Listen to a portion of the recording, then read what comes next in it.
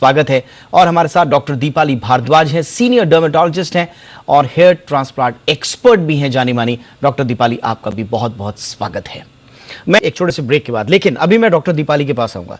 Doctor Deepali देखिए, कोई भी जिसके बाल झड़ रहे हों या उसके बाल पूरी तरह से झड़ चुके हों, एक अजीब से डिप्रेशन में रहता है, एक सोशलाइजिंग को वो अवॉइड करता है, वो घर पे ही रहना चाहता है, किसी से बात नहीं करना चाहता है, अशेम्ड फील करता है, एम्बैरेस्ड फील करता है, फ्रस्ट्रेटेड फील करता है, ह्यूमिलिएटेड फील करता है, एनॉयड फील करता है। और ये जो साइकी है, ये जो साइकोलॉजिकल उसका मनस्थिति है, इसी का फायदा ये लोग उठाते हैं।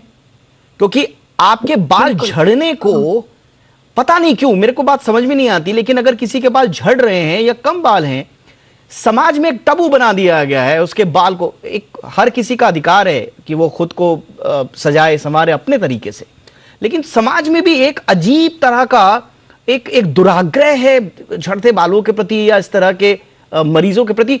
वो भी कहीं ना कहीं जिम्मेदार है। ये पूरा मेंटल हेल्थ को प्रभावित करता है एक आदमी की, और इसीलिए वो इस तरह के जाल में फंसता है। डॉक्टर दीपाली जी, दीपक जी, आपकी बात बिल्कुल ठीक है और ये मेंटल हेल्थ से डेफिनेटली डायरेक्टली प्रोपोर्शनल है। स्पेशली जो यंगस्टर्स होते हैं, उनके बाल झड़ते हैं तो उन आदमियों का कॉन्फिडेंस बहुत कम हो जाता है। मगर आज जो मुद्दा अजीम बिजनेस ने उठाया है एनएमसी वाला, मैं उसकी बहुत तारीफ करती हूँ और मैं ये रिक्वेस्ट करूंगी कि एनएमसी को थोड़ा और मेहनत करके कुछ गाइडलाइंस बनानी चाहिए कि मरीज इनको पहचान पाए। अगर मरीज मेरे पास आता है, उसको पता होना चाहिए कि क्या मैं ट्रेन डर्मेटोलॉजिस्ट हूँ और हेयर ट्रांसप्लांट टेक्नीशियन हूँ, और उसको वो कैसे पता कर सकता है, डीएमसी की वेबसाइट पे जाके कैसे पता कर सकता है। तो इस तरह का हमें थोड़ा सा वर्कअप करना चाहिए, क्योंकि सिर्फ हेयर ट्रांसप्लांट ही नहीं, आज की डेट में क्वैकरी हो रही है बोटॉक्स में, फिलर्स में, क्योंकि लोगों को इस फील्ड में, कॉस्मेटोलॉजी में सिर्फ पैसा दिखाई दे रहा है, लोगों की मेंटल हेल्थ नहीं दिखाई दे रही। दुख की बात यह है कि हमारा देश इकलौता है जहां हेयर ट्रांसप्लांट कराते हुए आज की डेट में बहुत लोगों की जान जा चुकी है, जिसमें से 4-5 मरीज रिपोर्ट हो चुके हैं। Chennai was the first case to report a death of a young medical student of 24 years old. So जी, नहीं दीपाली जी, आपने बहुत इंपॉर्टेंट बात बोली। ये सिर्फ देखिए हेयर ट्रांसप्लांट की बात नहीं है, स्टैंड अलोन केसेस हैं, वो रिपोर्ट होते हैं, कोर्ट्स में जाते हैं, फिर एक्शन होता है। हमने इससे पहले बैरिएट्रिक सर्जरी पर भी सवाल उठाए थे कि अगर वो सही है, जनहित में है, तो पूरा देख रेख में उसको किया जाए।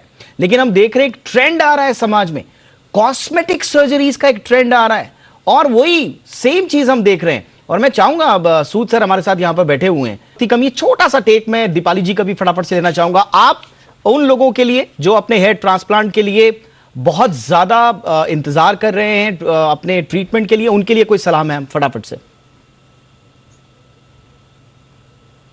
प्लीज सोशल मीडिया के प्री एंड पोस्ट पिक्चर्स पे मत जाइए, डॉक्टर की डिग्री में जाइए। दिल्ली मेडिकल काउंसिल की, महाराष्ट्र मेडिकल काउंसिल की सारी क्वालिफिकेशन चेक करके ही डॉक्टर से ट्रीटमेंट कराएं। एब्सोल्युटली, डॉक्टर से ट्रीटमेंट कराएं। ये सुनिश्चित करें कि जहां आप, जिस एस्टैब्लिशमेंट में आप जा रहे हैं अपने हेयर का किसी भी तरह का ट्रीटमेंट लेने के लिए, वो संबद्ध हो किसी हॉस्पिटल से, वहां पर ट्रेन्ड स्टाफ हो, डॉक्टर हो, डर्मेटोलॉजिस्ट हो, क्वालिफाइड प्रोफेशनल्स हो। ये बहुत जरूरी है। देखिए, जैसा कि हम पूरे चर्चा में कहते आए हैं, ये कोई इमरजेंसी नहीं है। डॉक्टर साहब ने भी कहा, डॉक्टर गर्ग ने, ये कोई इमरजेंसी नहीं है।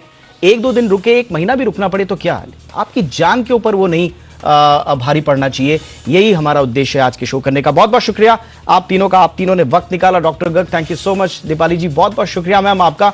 डॉक्टर सूद सर, आपका भी बहुत बहुत शुक्रिया। आपकी खबर, आपका फायदा में इतना ही। इजाजत दें, नमस्कार।